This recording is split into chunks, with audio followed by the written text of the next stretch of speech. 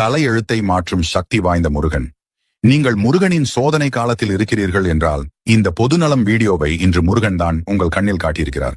முருகன் 9 கிரகங்கள் 27 நட்சத்திரங்கள் சேர்ந்து அவருடைய ஒரு பக்தனுக்கு கர்ம சோதனை கொடுத்தாலும் அதை முருகர் மாற்றுவார். ஏனென்றால் படைக்கும் தொழிலை முருகர் செய்ததினால் அதில் என்ன நடக்க வேண்டும், எப்படி நடக்க வேண்டும் என்ற அனைத்தும் முருகனுக்கு தெரியும். ஆதனால்தான் தன்னுடைய பக்தர்களுக்கு கடலை போல் அள்ளி அள்ளி கொடுக்கிறார். ஒருவரின் கர்மா எவ்வளவு மோசமாக இருந்தாலும் தன்னை நாடி வந்த உடனேயே சோதனையை அள்ளி கொடுத்து விடுவார் முருகன். அந்த சோதனை எப்படி இருக்கும் என்றால், நீங்கள் தாரை தாரையாய் கண்ணீர் விட்டு அழுவீர்கள். கண்ணீர் வந்தால் என்ன அர்த்தம்? உங்கள் கர்ம வினைகள் கரைகிறது அந்த கண்ணீரின் வழியாக.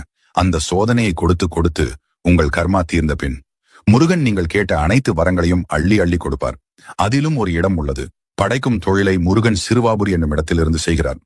இந்த இடத்தில்தான் முருகர் பிரம்மனிடம் என்ன கூறியிருக்கிறார் என்றால், இனி என்னுடைய பக்தர்கள் யார் இங்கே வந்தாலும் அவர்களுக்கான விதியை நீங்கள் சரியாக தான் எழுத வேண்டும், தவறாக எழுதக்கூடாது.